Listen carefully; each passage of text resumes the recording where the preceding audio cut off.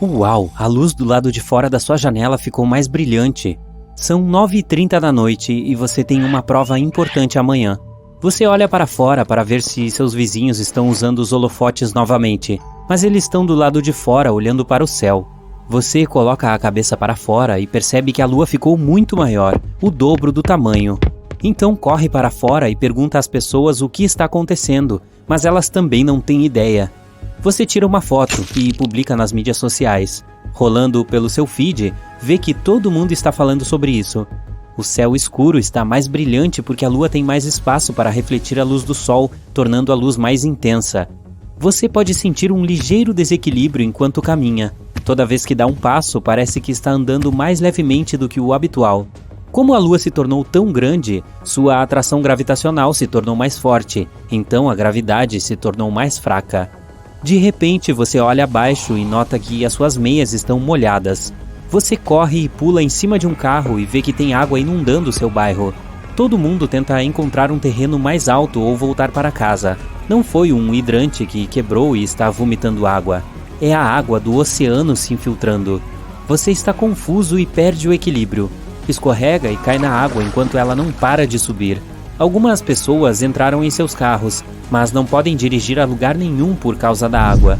Você mora perto do oceano, mas nunca houve um tsunami ou nenhum relatório de inundação em toda a sua vida.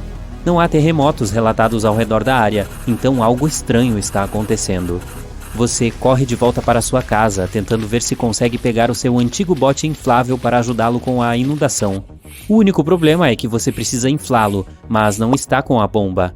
Você o infla com a boca no início, mas levará uma eternidade para enchê-lo. Então procura uma alternativa em casa e encontra o secador de cabelo. Você o conecta e infla o bote o máximo possível até poder usar a boca para fazer o resto. O nível da água sobe a cada segundo e agora entrou em sua casa. Você prepara uma mochila com uma boa lanterna, um pouco de comida e cobertores térmicos. Você desce e vê que a água está agora na altura dos joelhos.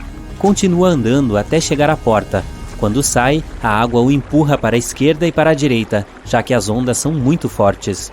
Como a gravidade mudou, não é fácil nadar por aí. Você prepara o bote e o usa para flutuar pela correnteza em sua rua. Pior ainda é que a água está congelante. Depois de um tempo, você chega à rodovia de onde a água vem diretamente da praia. Você chega a uma superfície alta e pega o seu telefone, que estava em um compartimento protegido na sua mochila, por segurança. Só tem 15% de bateria, mas você trouxe uma bateria extra. Você liga para sua família para ver o que está acontecendo, mas eles também não têm ideia. Aí se aventura na floresta e tenta identificar uma cabana antiga que costumava visitar quando criança, para ver se deixou sua velha bicicleta lá. Depois de alguns minutos, você a encontra e atravessa a montanha para fugir da inundação. Parece que você não consegue se equilibrar, já que a gravidade o está afetando. Alguns cientistas se sentam com laptops e planilhas, tentando entender o que está acontecendo. Todo mundo está gritando e sugerindo soluções aleatórias, mas nada parece fazer sentido. Depois de um tempo, o chefe da NASA decide lançar um foguete não tripulado até a Lua. O foguete estará pronto em algumas horas, e todos estão aguardando ordens. 3, 2, 1, partiu. O foguete voa no ar e se aproxima da Lua. Ele sai da atmosfera terrestre e viaja a toda velocidade nessa direção. Depois de 1 ou 2 dias, todos recebem imagens ao vivo da Lua gigante. De acordo com os estudos, o foguete não pode chegar muito perto da Lua, pois pode ter uma atração gravitacional mais forte. No entanto, as imagens mostram que pequenas partículas estão flutuando ao seu redor, semelhantes aos anéis de Saturno. Esses anéis parecem um disco gigante ao redor do grande planeta, mas de perto são apenas partículas do tamanho de grãos de arroz até a extensão de um ônibus grande. Elas estão orbitando Saturno por causa da atração gravitacional. As imagens mostram que essas partículas são grandes e pequenas, o que não torna seguro para o foguete se aproximar. Então ele fica suspenso nas proximidades para orbitar a Lua e solta um mini foguete que se parece com um drone para se aproximar. As partículas têm muitos quilômetros de espessura, dificultando a manobra do mini foguete. Ele voa mais perto e as partículas começam a bater nele. Ainda bem que o mini foguete é resistente. O mini foguete finalmente passa pelas partículas e pousa na Lua. A gravidade ficou mais forte desde que ela aumentou de tamanho, o que quase quebrou o foguete.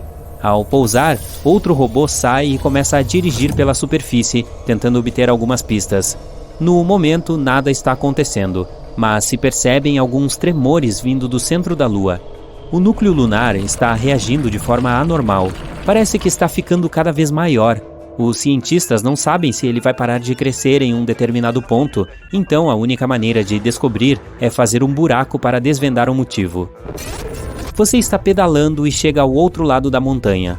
O chão está tremendo e seu equilíbrio está piorando. Você olha para a montanha e vê que todo o outro lado da cidade está inundado. Pega o seu bote e suprimentos e chega lá. Você encontra um barco a remo e rema o mais rápido possível até chegar ao farol. De lá, pode tentar encontrar a estação da NASA. De repente, você vê um grande foguete irromper do chão para o céu. Você sabe de fato que seu irmão está lá trabalhando, mas os celulares não estão funcionando. Você rema até lá para sua segurança. O pequeno foguete que pousou aciona uma pequena broca forte o suficiente para ir quilômetros em direção ao centro. Levará dias para chegar à profundidade, então a NASA já está lançando outro foguete para voar e levar uma broca maior. O único problema é que a Lua está ficando maior, então as partículas ao redor também se acumulam muito mais. A Lua está atingindo o tamanho da Terra, aumentando a cada minuto. A inundação pode chegar a várias cidades costeiras e muitas micro-ilhas podem ser submersas, então isso precisa ser prevenido. A gravidade pode afetar a estrutura da maioria dos prédios, fazendo com que eles entrem em colapso um por um, mas o pequeno robô não vai deixar isso acontecer. Ele está perfurando para descobrir o que está acontecendo com a Lua. Algumas das rochas parecem estar ficando mais quentes à medida que se escava. Isso pode ser um sinal da Lua se expandindo, que pode acabar explodindo. Os cientistas da sala estão perplexos e não sabem o que fazer.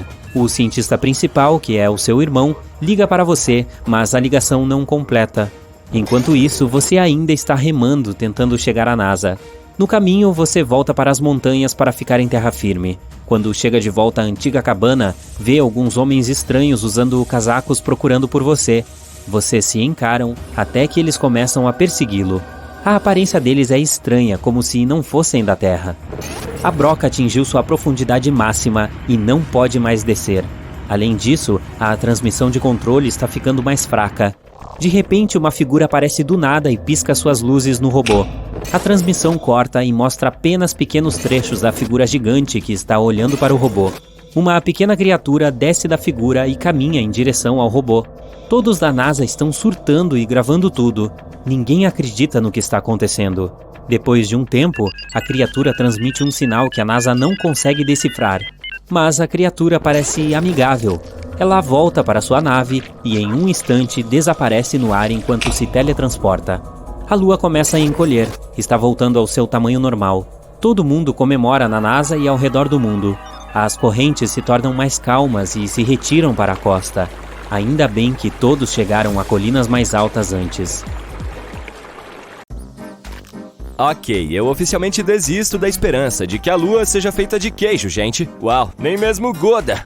A bola lunar brilhante, ou uma banana torta, ou a metade de uma moeda, dependendo da fase em que está, tem diferentes camadas em seu interior, assim como a Terra. Uma dessas camadas é chamada de núcleo interno. Há cerca de 20 anos, os cientistas estavam observando como a Lua girava. Usando esses dados, eles concluíram que ela tinha um núcleo externo fluido, mas o núcleo interno era difícil de ser estudado, então eles não sabiam se era sólido como uma rocha ou derretido como um líquido quente. Mas agora as coisas estão mais claras. Os astrônomos reuniram dados de diferentes missões, incluindo a missão Apollo, em que os astronautas foram à Lua e coletaram informações.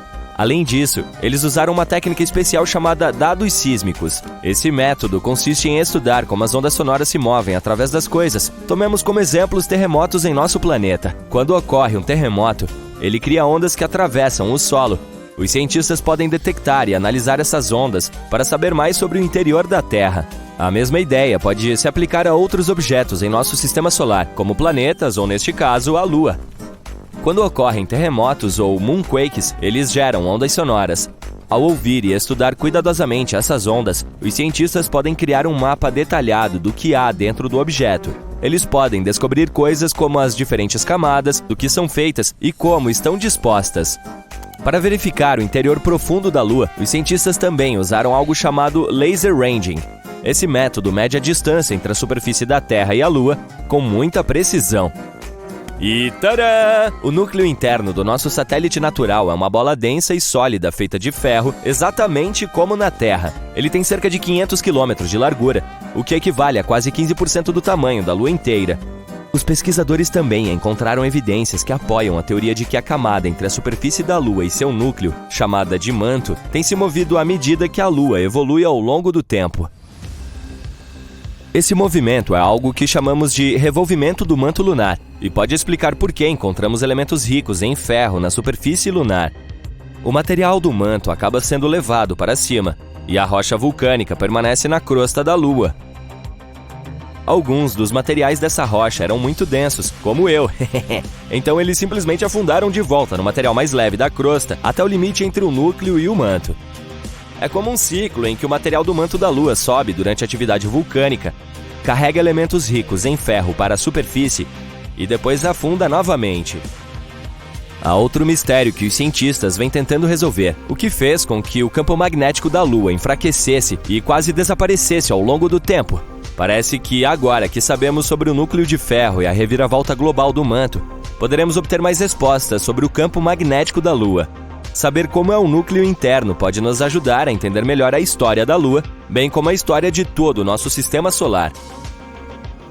Uma das teorias amplamente aceitas sobre a origem da Lua diz que houve uma colisão maciça entre a Terra em seus estágios iniciais e outro objeto misterioso em nosso sistema solar. É a chamada teoria do grande impacto, e essa colisão foi tão forte que arrancou um grande pedaço da Terra primitiva e derretida. Se você colocasse uma moeda ao lado de uma ervilha verde, teria uma boa ideia do tamanho do nosso planeta em comparação com a Lua. Esse pedaço foi então enviado para a órbita do nosso planeta.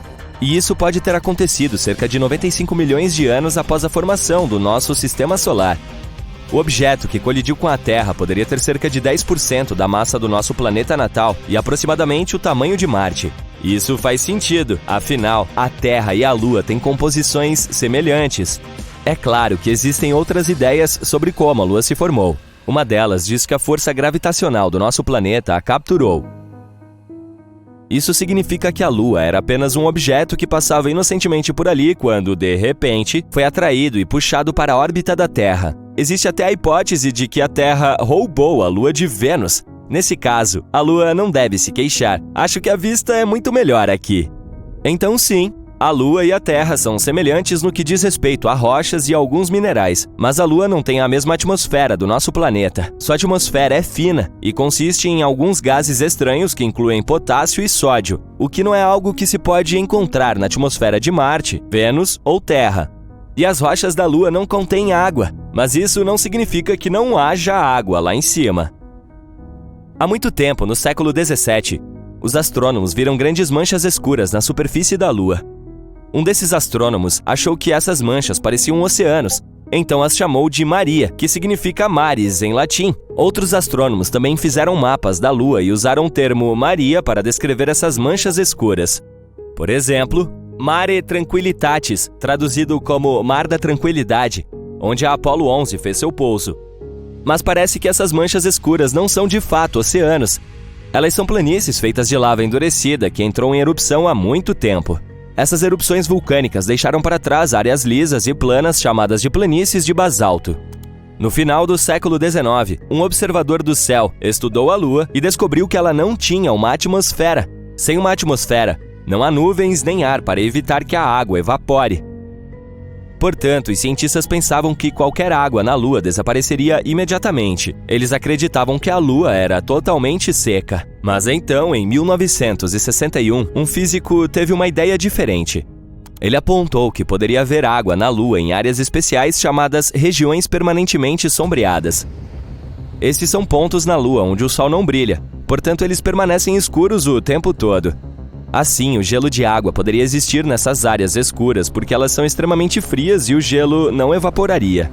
Mas, quando os astronautas das missões Apollo foram à Lua, eles trouxeram de volta amostras do solo e os cientistas não encontraram sinais de água nelas. Assim, todos voltaram a pensar que a Lua era completamente seca. Nos anos 1990, a NASA concentrou-se nessas crateras sombreadas e encontrou altas concentrações de hidrogênio, o que significa que poderia haver gelo nos polos da Lua. Eles ainda não tinham certeza, então continuaram cavando e, depois de algum tempo, encontraram hidrogênio preso dentro de minúsculos grânulos de vidro vulcânico. Como não há vulcões ativos na Lua atualmente, isso significa que é provável que havia água na Lua quando esses vulcões entraram em erupção há muito tempo.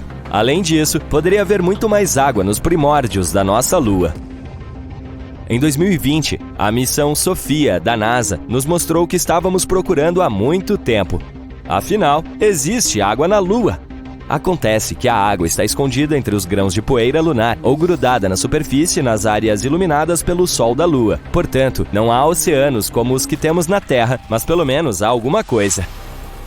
Mas a pergunta permanece: como a água chegou até lá? Parece que a Lua teve uma história caótica na época em que estava se formando, como provavelmente a maioria dos planetas e luas do nosso sistema solar. Portanto, há algumas evidências de que a água chegou lá por meio de cometas que atingiram sua superfície nos velhos tempos, ou talvez continue chegando por meio daqueles que estão se chocando contra a Lua atualmente. Estamos falando de uma situação caótica em que micrometeoritos gelados colidem com a superfície da Lua. E a poeira faz uma bagunça ainda maior ao interagir com o vento solar. Mas estamos aguardando para saber mais sobre isso. Porque, como todos sabemos, quando se fala em água, inevitavelmente também se fala em vida. É por isso que queremos saber mais sobre, por exemplo, todo aquele gelo escondido nas crateras polares da Lua. Talvez ele possa nos ensinar mais sobre como a vida se desenvolveu na Terra. Talvez os cometas tenham trazido todos os elementos necessários para cá. E se alguns desses elementos também estiverem presos no gelo da Lua?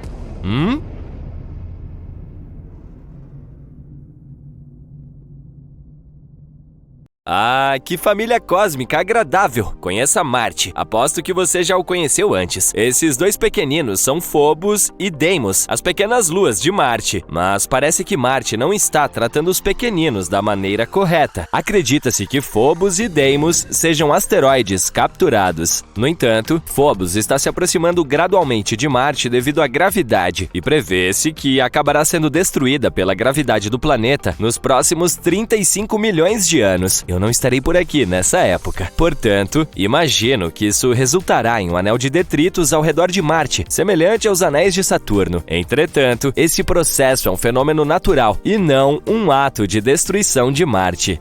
Aparentemente, Phobos está sendo destruída pelas loucas forças gravitacionais do planeta vermelho. Mas espere, tem mais! Phobos tem esses sulcos paralelos malucos em toda a sua superfície. Costumávamos pensar que eram resultado da colisão de um asteroide, mas agora os cientistas acham que, na verdade, são resultado da intensa gravidade de Marte que está separando a Lua. Isso é que é uma viagem difícil. Os cientistas têm essa ideia maluca de que, quando uma lua pequena como Phobos se aproxima demais de um cara grande como Marte, começa a se esticar em direção a ele. Eles chamam isso de força de maré. A previsão é de que Phobos será tão esticada que acabará se despedaçando. Uma loucura, não é? E os detritos da Lua formarão um pequeno anel ao redor de Marte, assim como os anéis de Saturno. Algumas pessoas pensavam que as listras de tigre de Phobos eram causadas por forças de maré, mas essa teoria foi descartada. Agora, esses pesquisadores geniais fizeram algumas simulações em computador e descobriram que talvez haja uma casca dura por baixo de toda essa penugem que poderia criar sulcos na superfície. Mas não se preocupe, no ritmo em que Phobos está indo, ela se chocará com Marte em cerca de 40 milhões de anos. Mas se as forças de maré já a estiverem destruindo, talvez ela não dure tanto tempo.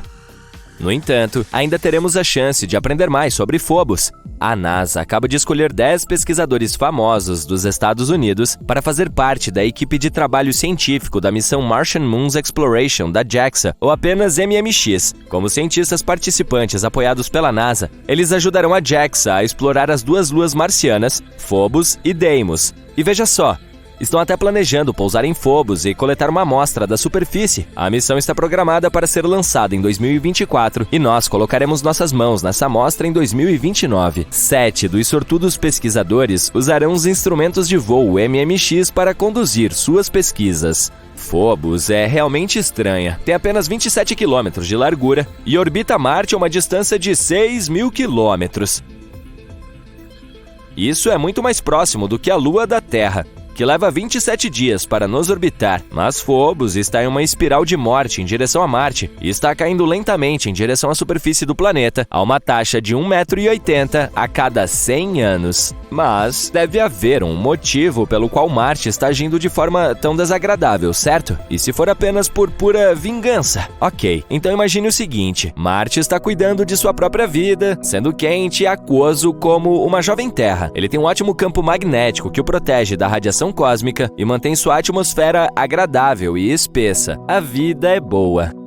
Mas então, pelo menos 20 asteroides, cada um do tamanho de um pequeno país, caem em Marte como um jogo gigante de desabamento. Um deles chega a deixar uma cratera de quase 3.000 quilômetros de largura. Agora imagine como Marte deve se sentir com 2 asteroides sendo suas luas depois do que outros asteroides fizeram com o planeta vermelho.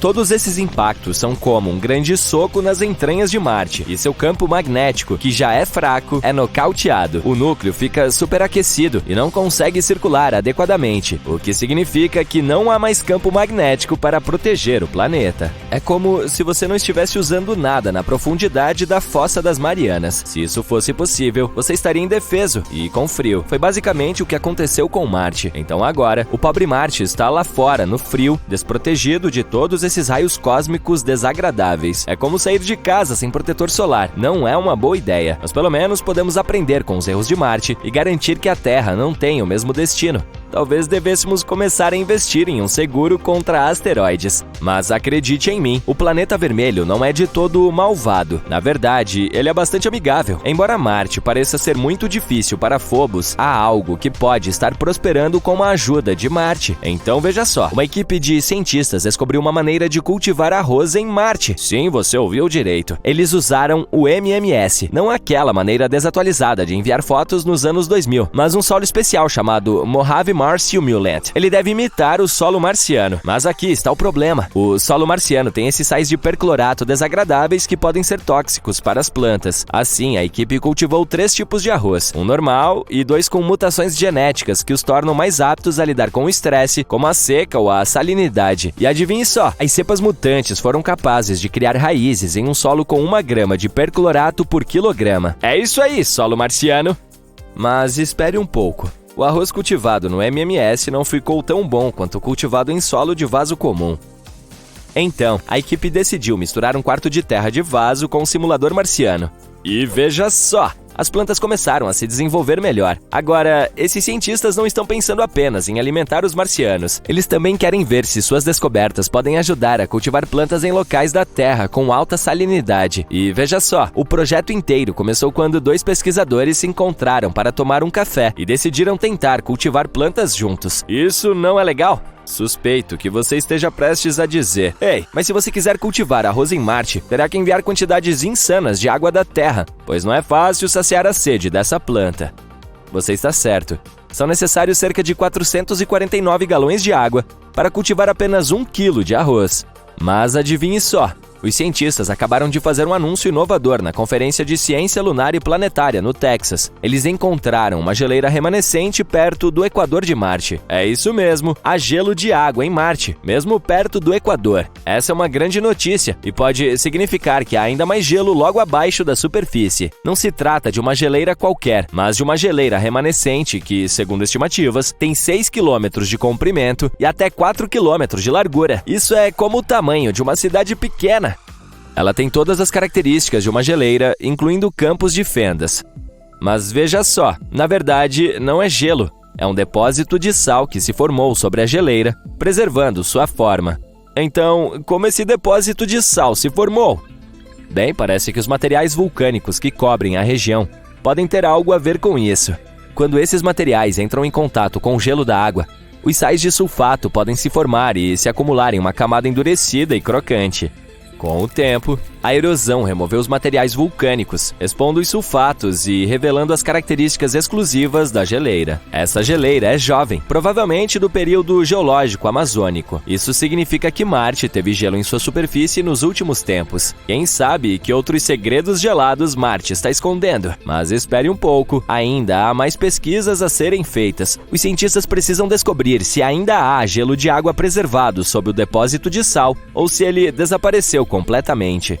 E se ainda houver gelo de água em profundidades rasas perto do Equador, isso poderá ter implicações importantes para a exploração humana. Imagine ser capaz de extrair água do solo em um local mais quente. Seria um divisor de águas. Portanto, vamos ver o que mais esses cientistas descobrem sobre nosso vizinho vermelho favorito. Talvez um dia possamos até visitar pessoalmente a estátua da geleira de sal. Até a próxima! Já se passaram décadas desde o último pouso tripulado na Lua, Apollo 17, que aconteceu em dezembro de 1972. Já não está na hora de pensarmos em voltar ao nosso satélite cheio de pó e talvez até mesmo ficar lá? A NASA fez uma promessa em relação a esse tema. Eles estão se preparando para enviar astronautas à Lua novamente, talvez até 2025. Tudo isso acontecerá por meio de um programa chamado Artemis. Ele também incluirá a primeira mulher a conhecer a superfície lunar. Agora você pode se perguntar, por que ainda não fizemos isso? Um ex-administrador da NASA disse algo interessante sobre o assunto. Não foi por causa de questões científicas ou tecnológicas. O problema é que os projetos em potencial levavam muito tempo e eram muito caros. Veja bem, as viagens espaciais, especialmente quando envolvem seres humanos, não são fáceis para o bolso. É verdade que nos últimos anos a NASA teve orçamentos de bilhões de dólares. Parece dinheiro suficiente, certo? Bem, não quando você dá uma olhada na lista de tarefas deles. Isso porque eles têm que considerar tudo, desde telescópios e projetos de foguetes gigantes, até missões que também têm como alvo o Sol, Júpiter, Marte e além. Vendo dessa forma, a NASA precisa ser muito boa em fazer orçamentos para atingir todas as suas metas. Mas não é só por causa das finanças. A própria Lua é bastante problemática. Ela apresenta perigos reais que não podem ser considerados levianamente. Para começar, sua superfície está repleta de crateras e rochas nas quais não é fácil de aterrissar. Além disso, tem a poeira lunar, ou regolito, se você quiser chamá-la pelo nome científico. Ela foi criada ao longo de muitos anos por impactos de meteoritos. É extremamente áspera e gruda em tudo. Pode danificar rapidamente trajes espaciais, veículos e sistemas. Além disso, lidar com o habitat lunar também não é uma tarefa fácil. A Lua não tem atmosfera protetora. Isso significa que durante 14 dias seguidos, a superfície lunar é confrontada com os fortes raios solares. Esse período é seguido por mais 2 semanas de escuridão total. Todas essas mudanças geram temperaturas extremas, às quais nós, humanos, não estamos acostumados. Existem soluções, não se preocupe. A NASA está trabalhando em trajes espaciais e veículos resistentes à poeira e ao sol. Eles estão até mesmo desenvolvendo um sistema capaz de fornecer eletricidade durante as noites lunares. O que é ainda mais interessante sobre esse sistema é que ele pode ser útil em Marte também quando chegarmos lá. A NASA também precisa atrair pessoas realmente inteligentes para seus projetos. Pense nisso, a idade média das pessoas que trabalhavam no controle da missão da Apollo 13 era de apenas 26 anos, e naquela época essas pessoas já haviam participado de várias missões. Isso significa que elas tinham uma experiência considerável desde muito jovens. Mas é aqui que outras pessoas também podem ajudar. Nos últimos anos, não foi apenas a NASA que trabalhou incansavelmente para revolucionar as viagens espaciais. Há muitas pessoas bem-sucedidas por aí com recursos suficientes para participar desses esforços. Algumas estão desenvolvendo novos tipos de foguetes que também podem pousar na Lua. No total, a NASA colocou 12 pessoas em nosso satélite. Esse é, sem dúvida, um dos momentos mais incríveis de sua história, se não o melhor. E esses astronautas fizeram coisas incríveis lá em cima. Trouxeram pedras, tiraram fotos, fizeram experimentos científicos e até deixaram bandeiras para trás.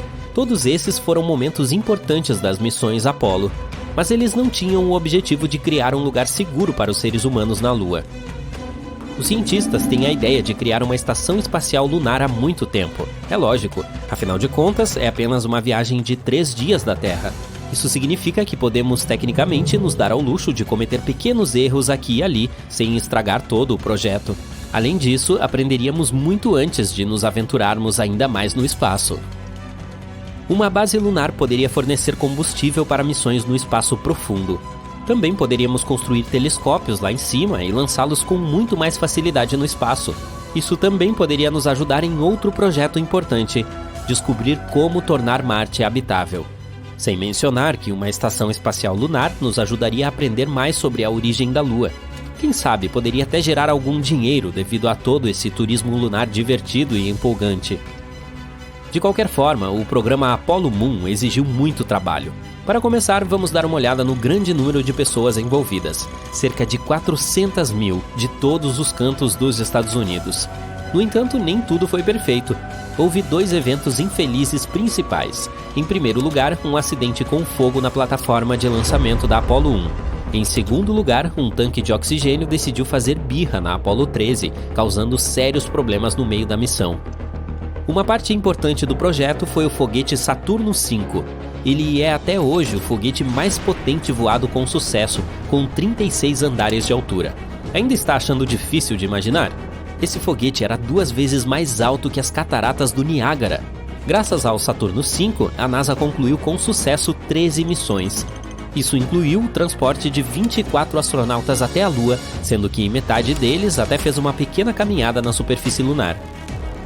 Os foguetes e ônibus espaciais existentes não podem ir além da órbita baixa da Terra. Em termos mais simples, eles não podem chegar à Lua com todos os equipamentos de que os astronautas precisam para prosperar. Os veículos espaciais atuais simplesmente não são capazes de carregar essa carga, pelo menos não desde que as missões Apollo aconteceram.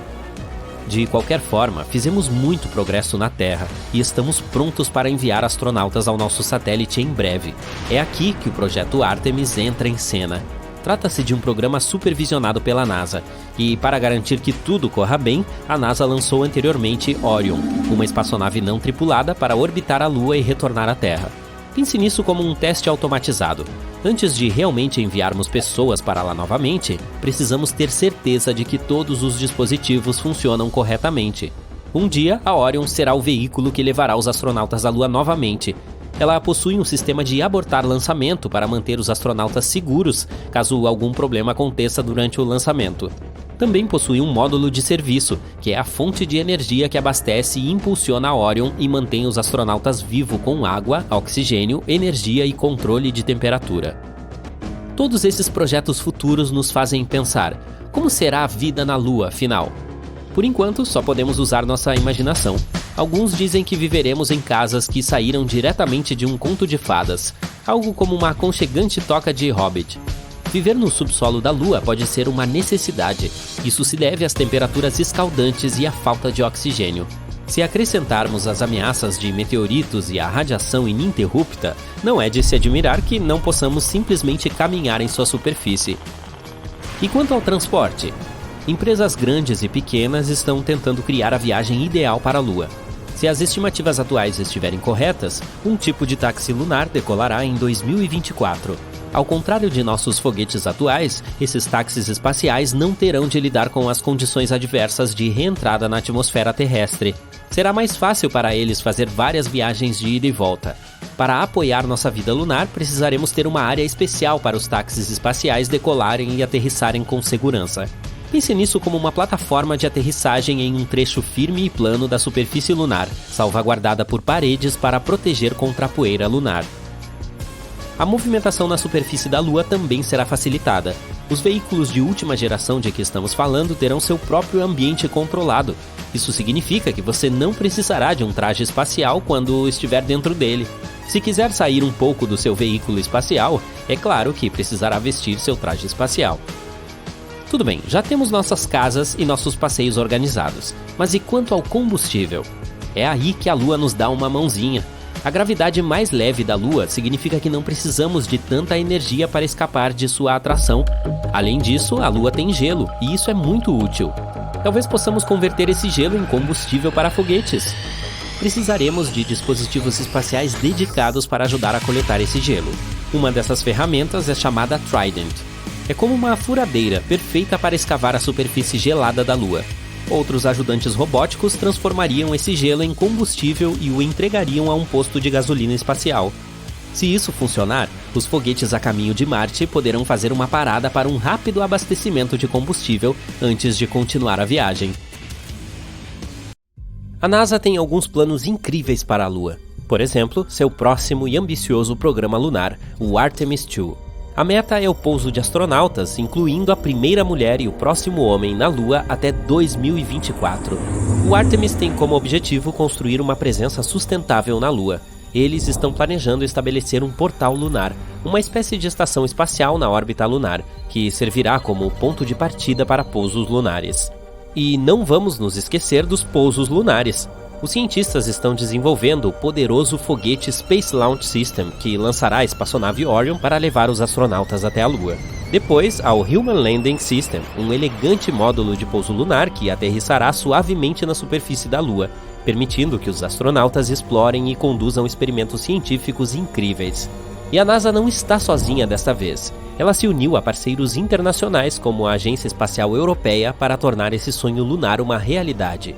Mas todos esses sonhos maravilhosos podem ser arruinados por algo que, a princípio, parece muito pequeno e insignificante. Imagine o seguinte: sem atmosfera, sem ar para respirar, e de repente uma névoa misteriosa e raios de luz aparecem ao nascer e ao pôr do sol. É como se a Lua estivesse fazendo um show celestial, mas há uma reviravolta nessa beleza. Durante a missão Apollo 17, em 1972, essa bela visão fez um dos astronautas da NASA, Harrison Schmitt, espirrar e seus olhos lacrimejarem. Ele chamou isso de febre do feno lunar. Essa febre misteriosa afetou todos os 12 astronautas que foram à Lua. De ataques de espirros a narizes entupidos, esses astronautas apresentaram sintomas como se tivessem pegado um resfriado. Levou dias para que as reações desaparecessem. Esse evento levou a uma descoberta sobre a poeira lunar e seu lado mais sombrio. Quando os cientistas descobriram esses raios, arregaçaram as mangas para investigar a origem. E eis o que descobriram. Essas faixas radiantes de luz eram, na verdade, causadas pela luz solar que se esgueirava por camadas de uma minúscula poeira lunar. A poeira era composta de pequenas partículas e cacos de vidro afiados e se espalhava por toda a parte. Descobriu-se que essa poeira lunar era uma vilã sorrateira.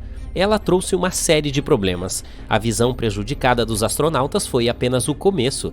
Os problemas foram muito maiores: máquinas preciosas danificadas e inúmeros problemas eletrônicos. Ela ainda teve a audácia de corroer componentes e deixou a espaçonave cheirando a pólvora queimada. Eca!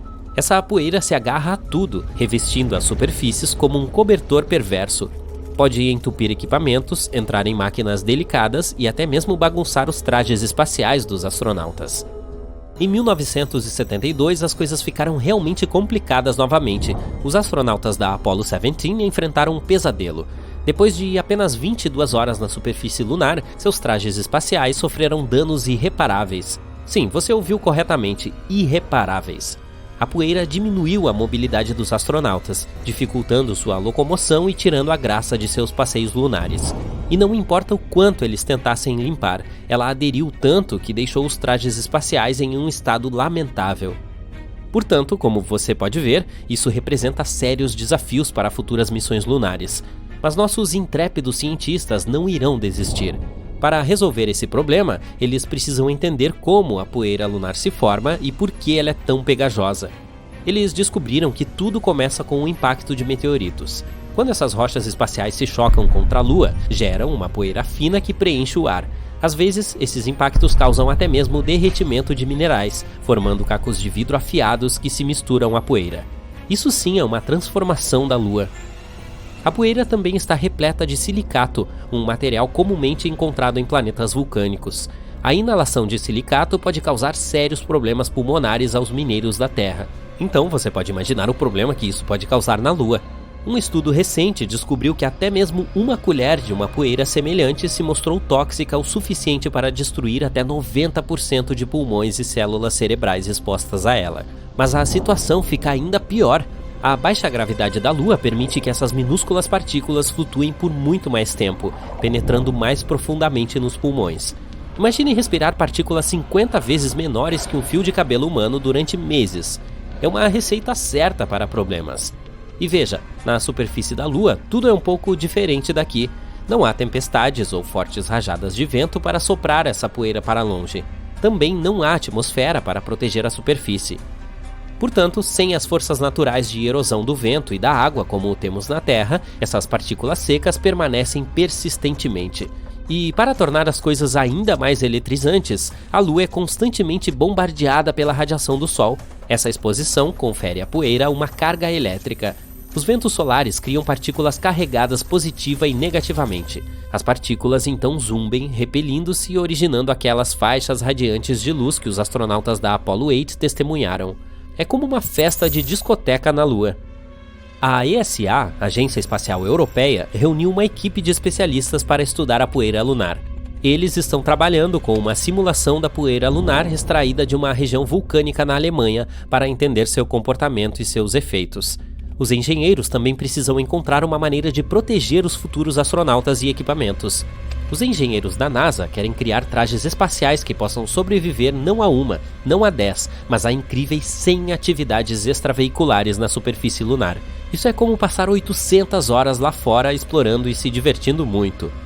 Além disso, a NASA iniciou o Breakthrough Innovative and Game-Changing Idea Challenge em 2021. Ele foi aberto a estudantes universitários inteligentes de todo o mundo. Essas mentes jovens colocaram seus chapéus para pensar e desencadearam uma onda de soluções inovadoras. Por exemplo, eles propuseram o uso de fibras especiais que conduzem eletricidades, inspiradas no pelo fofo das chinchilas. Assim como as chinchilas ficam livres de poeira, essas fibras ajudariam a manter a poeira lunar afastada. Um amigo peludo dando uma mãozinha, não é adorável? Outra ideia brilhante envolveu uma escova com carga elétrica ativada por radiação UV. É como se fosse uma varinha mágica que elimina a poeira com um simples toque. Abracadabra, a poeira lunar foi embora.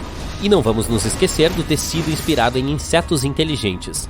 Esses insetos têm estruturas coletoras de pólen que repelem a poeira indesejada. Então nossos engenhosos alunos pensaram, por que não imitar isso? Eles projetaram um tecido com propriedades semelhantes, criando um escudo contra as partículas lunares sorrateiras. O que é notável nessas ideias é que todas elas usam o poder da carga para combater a poeira. De forma inteligente, elas repelem a poeira dos trajes espaciais, mantendo-os limpos e protegidos. E embora todas essas ideias pareçam muito boas, os cientistas da NASA lançaram outra solução ainda melhor: nanotubos de carbono. Essa é uma ótima maneira de revolucionar o tecido dos trajes espaciais. O que torna esses nanotubos de carbono tão especiais? Bem, eles possuem alguns superpoderes incríveis. Em primeiro lugar, eles são supercondutores, o que significa que podem transportar eletricidade como ninguém. É como ter um raio preso em um tubo microscópico. Além disso, esses nanotubos de carbono são mais resistentes do que os meteoritos mais resistentes. Eles têm a força necessária para suportar um ambiente lunar rigoroso, onde até mesmo um grão de poeira pode causar problemas. Imagine ter um traje feito de um material mais resistente do que a capa do super-homem. Assim, os cientistas da NASA decidiram tecer esses extraordinários nanotubos de carbono no tecido do traje espacial. Os eletrodos foram cuidadosamente integrados à camada externa do tecido, tornando-a uma força a ser reconhecida. Mas como se elimina a poeira lunar? Bem, aqui está a ciência eletrizante novamente. Quando ativados por uma corrente alternada especial, os eletrodos criam campos elétricos poderosos. Esses campos funcionam como ímãs, repelindo partículas de poeira carregadas e não carregadas para longe do traje espacial. Imagine isso como uma festa dançante, em que as partículas de poeira são os convidados indesejados e os campos elétricos são os seguranças, que escoltam tudo para fora. Graças a essa tecnologia, a poeira lunar não tem a menor chance contra nossos astronautas.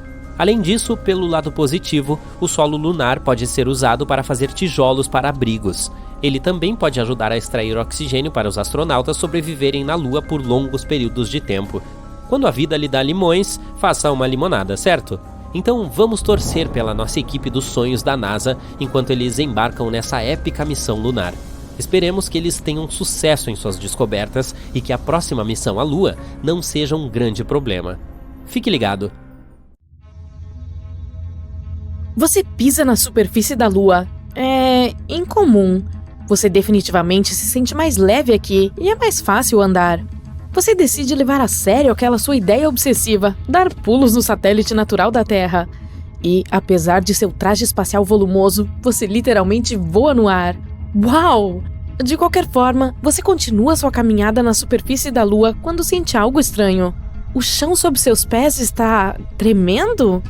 Parece que um terremoto acabou de começar na Lua, mas é simplesmente impossível. Ou é possível? Surpreendentemente, sua intuição não te decepcionou dessa vez. Lunamotos existem. Na verdade, existem 4 tipos de lunamotos que são fortes o suficiente para serem detectados a uma grande distância. Há terremotos lunares profundos ocorrendo a mais de 690 km abaixo da superfície. Depois, há impactos de meteoroides. Terremotos ocorrem quando a crosta lunar se expande. Acontece quando o sol da manhã ilumina nosso satélite após uma noite lunar de congelamento profundo de 2 semanas. E também há lunamotos mais superficiais. Eles são os únicos semelhantes aos terremotos em nosso planeta.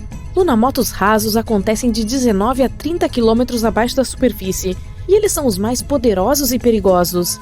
Entre 1972 e 1977, a rede sísmica Apollo registrou 28 desses lunamotos, e alguns deles mediram mais de 5 na escala Richter. Na Terra, um terremoto assim é forte o suficiente para quebrar paredes e mover móveis pesados. Além disso, lunamotos superficiais são muito duradouros em comparação com terremotos. Uma vez que começam, podem continuar por até 10 minutos. Quanto ao terremoto médio, ele normalmente continua por 10 a 30 segundos. Os cientistas ainda não têm certeza do que causa os lunamotos superficiais e nem mesmo onde exatamente eles ocorrem. Uma das teorias é que os lunamotos acontecem nas bordas de grandes crateras relativamente jovens que provavelmente caem de tempos em tempos. Curiosamente, a Lua e a Terra não são os únicos lugares onde ocorrem terremotos. Os cientistas também registraram terremotos, tremores, vibrações e abalos em outras regiões do nosso sistema solar. Vejamos Mercúrio, por exemplo. Alguns anos atrás, os cientistas descobriram que esse planeta estava encolhendo. E é por isso que parece ser tectonicamente ativo. Vênus é um quebra-cabeça tectônico para especialistas. No entanto, Vênus não tem placas tectônicas e pode nunca ter tido. Mas sua superfície tem dobras e falhas e parece ter placas tectônicas. Por outro lado, isso pode ter surgido devido a outros processos, como atividade vulcânica. Mas, embora não tenhamos observado nenhum Vênus-moto, os cientistas acreditam que podem detectá-los, pois suas vibrações parecem ondular na espessa atmosfera do planeta. Agora vejamos Marte. Sabemos com certeza que esse planeta é sismicamente ativo. O módulo de pouso da NASA colocou um sismômetro na superfície do planeta vermelho e, em 2019, conseguiu medir o primeiro terremoto ali. Depois disso, o lander continuou a registrar terremotos, mas eles eram tão fracos que, se acontecessem em nosso planeta, seriam completamente cobertos pelo ruído de fundo dos oceanos da Terra. Mas um corpo espacial não precisa ser um planeta completo para ter uma placa tectônica ativa. Vamos ver Plutão. Esse planeta anão é geologicamente ativo no momento. Em 2014, a espaçonave New Horizons da NASA estava voando pelo sistema de Plutão quando registrou características geológicas complexas. Os cientistas concluíram que Plutão pode ter terremotos, ou devo chamá-los de plutomotos, quando seu oceano de água líquida congela e derrete sobre a crosta gelada do planeta anão. As luas de Júpiter, Europa e Io, assim como as luas de Saturno, Titã e Encélado, também são geologicamente ativas, apesar de seu pequeno tamanho. Suas características variam de vulcões e plumas de água a potenciais oceanos subterrâneos. Agora, aposto que você não conhece estes fatos interessantes sobre os terremotos que ocorrem em nosso planeta. Há um lugar na Terra onde ocorrem 90% de todos os terremotos. É o chamado Anel de Fogo, que se estende ao redor do Oceano Pacífico, da Nova Zelândia até a América do Sul. Parece mais uma ferradura. De qualquer forma, os especialistas afirmam que esses inúmeros terremotos são causados pela abundância de vulcões naquela região e pelo movimento constante das placas tectônicas. Cerca de 500 mil de terremotos acontecem na Terra todos os anos, mas muitos deles ocorrem muito profundamente na crosta terrestre, e apenas equipamentos especiais podem detectá-los. Sentimos cerca de 20% dos terremotos, e apenas 100 deles causam danos. O maior terremoto registrado ocorreu no Chile em maio de 1960. Foi de magnitude 9,5 na escala Richter. Realmente devastador. Durante o terremoto, sismógrafos detectaram e registraram ondas sísmicas que viajaram por todo o mundo. Elas sacudiram o planeta por muitos dias. Quanto ao terremoto mais forte que ocorreu nos Estados Unidos, ele foi de 9,2 e aconteceu no Alasca. A propósito, o Alasca, ao lado da Califórnia, é o estado mais propenso a terremotos nos Estados Unidos e uma das regiões mais sismicamente ativas do mundo. Um terremoto de magnitude 7 ocorre lá quase todos os anos. Um mega terremoto pode realmente encurtar a duração de um dia para todo o planeta. A NASA afirma que terremotos realmente grandes podem mudar o eixo do nosso planeta e, assim, alterar a duração do dia. Obviamente, você não notará, pois essa alteração é medida em microsegundos, e um microsegundo é 1/1000º de segundo. Os cientistas acham que o terremoto de 9,1 Sumatra, ocorrido em 2004, encurtou o dia em 6,8 microsegundos. Nem mesmo os melhores especialistas podem prever um terremoto. Isso ocorre principalmente porque os mecanismos que desencadeiam terremotos são muito profundos no subsolo. Mas hoje em dia, as pessoas aprenderam a calcular um período de tempo mais preciso para a ocorrência de um terremoto. Os terremotos podem ser desencadeados por erupções vulcânicas ou, digamos, impactos de meteoros, mas a maioria deles é causada pelos movimentos das placas tectônicas do nosso planeta. A superfície da Terra tem de 15 a 20 placas tectônicas em constante movimento. A pressão aumenta quando elas se deslocam, e isso pode fazer com que a crosta do nosso planeta se rompa. São Francisco está se movendo em direção a Los Angeles neste exato momento. A velocidade de seu movimento é de cerca de 5 centímetros por ano. Isso é tão rápido quanto o crescimento das suas unhas, e está acontecendo porque os dois lados da falha de San Andreas, uma falha continental que se estende por 1.200 quilômetros pela Califórnia, estão passando um pelo outro. Assim, em vários milhões de anos, Los Angeles e São Francisco serão cidades vizinhas. Lagos, lagoas e canais ficam um pouco mais quentes e começam a cheirar mal antes de um terremoto. Isso acontece porque gases são liberados quando as placas tectônicas se deslocam. A maioria dos animais sente esses sinais e muda de comportamento.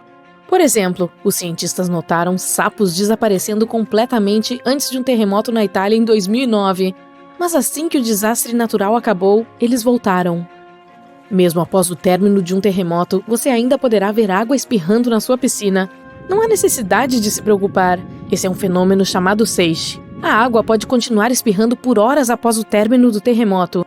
Por exemplo, a piscina da Universidade do Arizona perdeu um pouco de água de um seiche causado por um terremoto no México, que ocorreu a 1.930 quilômetros de distância. Em 27 de fevereiro de 2010, um grande terremoto começou no Chile. Mediu 8,8 na escala Richter.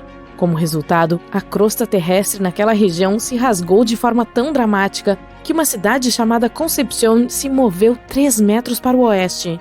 Outro terremoto resultou na montanha mais alta do mundo, o Everest, encolhendo 2,5 centímetros. Aconteceu em 2015, quando um terremoto de magnitude 7,5 fez com que várias montanhas do Himalaia diminuíssem de tamanho. Os japoneses costumavam acreditar que os terremotos eram causados por Namasu, um bagre gigante que vivia submerso na lama sob as ilhas japonesas. O peixe se debatia, causando atividade sísmica. Quanto aos gregos antigos, eles tinham certeza de que uma poderosa divindade do mar, Poseidon, produzia terremotos ao bater seu tridente contra a terra quando estava com raiva. Segundo a mitologia hindu, 8 elefantes mantêm a terra no lugar. Eles se equilibram nas costas de uma tartaruga gigantesca, de pé sobre as espirais de uma cobra ainda maior. E toda vez que qualquer um desses animais se move, ocorre um terremoto. Tudo começou com uma pequena mudança em nosso planeta. No princípio, as pessoas notaram que a Lua havia se tornado mais brilhante e um pouco maior, mas ninguém prestou atenção nisso. Ela afetou as marés em todo o mundo. A água inundou as praias, mas não foi uma tragédia. Muitos peixes chegaram perto das margens. As pessoas encontraram lulas gigantes, tamboris e outras criaturas perto da costa, embora geralmente viviam nas profundezas escuras. Coisas novas e estranhas passaram a acontecer todos os dias. Os pássaros não voam mais para o sul no inverno. Eles se reúnem em grandes grupos voando pelas cidades sem rumo. A lua costumava ajudá-los a navegar na natureza, então não conseguem mais saber para que lado voar. Nas águas ilimitadas dos oceanos do mundo, os capitães de navios percebem que as bússolas agora estão instáveis. A seta está apontando em direções diferentes desde que os polos magnéticos da Terra mudaram. As pessoas percebem que a Lua começou a se aproximar do nosso planeta por uma razão desconhecida. A gravidade lunar afeta a da Terra. Isso implica mudanças no clima, no comportamento de todos os seres vivos e no campo magnético. Agora chove nos lugares mais secos e fica quente nas terras mais frias. Ecossistemas de todo o planeta estão sendo derrubados. As pessoas que vivem perto de florestas ouvem os lobos uivando o tempo todo. A lua deixa esses animais malucos. Ela está crescendo em tamanho e ilumina a noite muito mais do que normalmente. Nada crítico aconteceu ainda. Ninguém entra em pânico porque não se quer acreditar que o fim está chegando. Mas então, um dia, a lua atinge um ponto crítico. Você está andando pela rua ouvindo música e em determinado momento alguém te empurra. Ok, talvez essa pessoa esteja atrasada para o trabalho. Então continua andando e uma garota que vem bate no seu ombro. Sinto muito, ela diz e vai embora. Dava para ver o medo nos olhos dela. Você olha para frente e vê pessoas correndo em sua direção. Quando tira os fones de ouvido, ouve gritos e sirenes. Todos deixam seus carros e fogem. Centenas de gaivotas estão voando no céu. Dá para ouvir um barulho estranho entre todos os sons do caos. Parece ser água. Como isso é possível? Você está no centro da cidade, a poucos quilômetros da costa. Mas não há tempo para pensar. Aí percebe uma enorme onda inundando as ruas e indo direto em sua direção. Então corre para um prédio e vai até o 10º andar. Dali, observa a água enchendo a cidade. A corrente forte carrega todos os carros, edifícios de um andar e árvores da via. Aí percebe um tubarão e outros peixes na água. As pessoas estão escondidas em casas e nos telhados. A cidade inteira está rapidamente mergulhando em uma catástrofe. A TV está funcionando no prédio onde é o seu esconderijo. Você fica sabendo que inundações estão ocorrendo em todo o mundo. Tsunamis enormes cobrem cidades costeiras. Em alguns lugares, as ondas atingem a altura de um prédio de 30 andares. Muitas cidades foram destruídas. A Lua está muito perto da Terra e inundações enormes são apenas o começo. O nosso satélite natural voa ao nosso redor e ajuda a manter nossa casa em seu eixo. Ele proporciona estabilidade climática e auxilia os organismos vivos a se desenvolverem. Mas agora esse equilíbrio está quebrado. A Lua está se aproximando e mudando a gravidade do nosso planeta. A Terra pode se inclinar ligeiramente para o lado e provocar inundações maciças ao redor do mundo. Imagine que você está segurando um copo com água. Incline um pouco. Viu como o líquido se move de um lado para o outro? A mesma coisa está acontecendo agora com os oceanos. Mas a Lua não está apenas se aproximando de nós, está voando ao redor do planeta e se aproximando mais e mais a cada volta, causando desastres naturais em diferentes locais da Terra o tempo todo. O oceano inunda de um lado e algumas horas depois de outro. Então você vê toda a água voltando das ruas para a costa. Os oceanos podem retornar à cidade novamente até o final do dia. Espere um minuto, parece que ele já chegou. Você percebe que o céu ficou escuro. É estranho porque são apenas 3 da tarde. A Lua muda a velocidade de rotação da Terra e faz o dia passar mais rapidamente. Além disso, cobre quase todo o céu e ilumina o nosso planeta. Dá para ver enormes crateras lunares. Nosso satélite está tão perto que pode ser visto mesmo quando o Sol brilha. Em alguns lugares, ela passa obscurecendo o Sol. A água está saindo das ruas e todo mundo deixa seus abrigos. Neste momento, um terremoto começa. A via está rachando e as casas estão desmoronando. Há deslizamentos de terra. As placas tectônicas estão se deslocando por todo o planeta. Imagine 2 bolas magnéticas que estão se aproximando. Então, uma é a Lua e a segunda é o núcleo da Terra. O que você acha que vai acontecer com o que está acima do núcleo? São centenas de milhares de quilômetros da crosta terrestre. E agora está tudo se movendo. Rachaduras destrutivas estão surgindo em todo o mundo. As montanhas mais altas desmoronam e se transformam em uma pilha de pedras.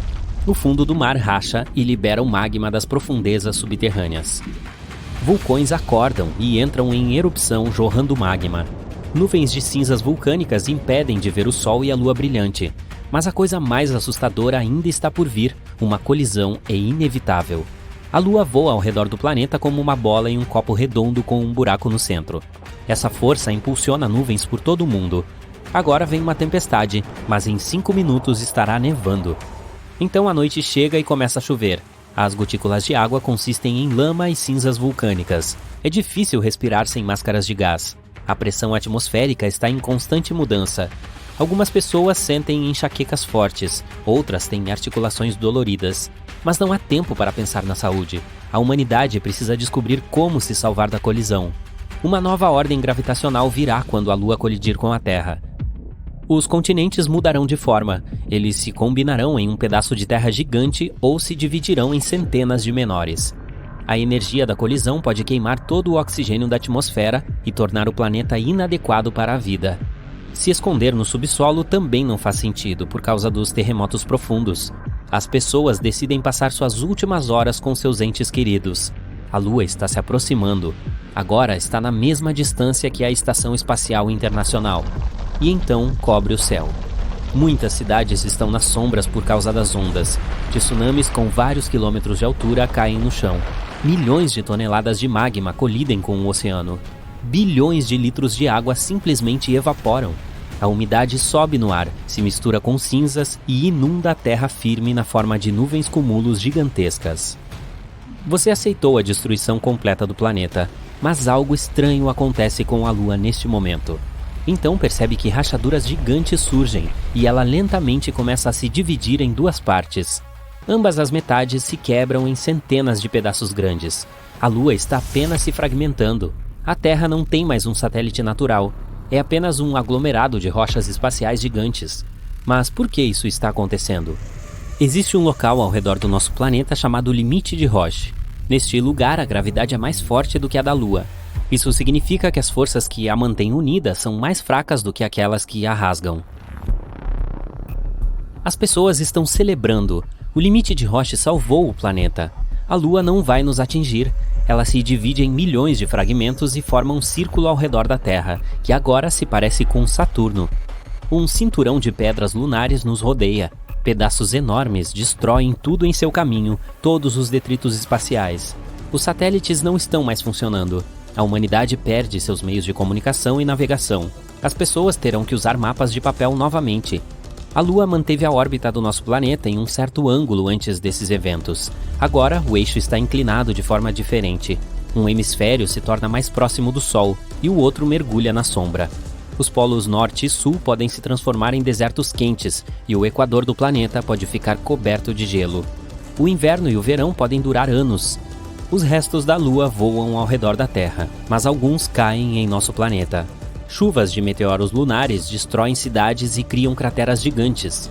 Todos esses eventos levam à destruição maciça da vida na Terra. Levará centenas de milhares de anos para se adaptar ao novo mundo.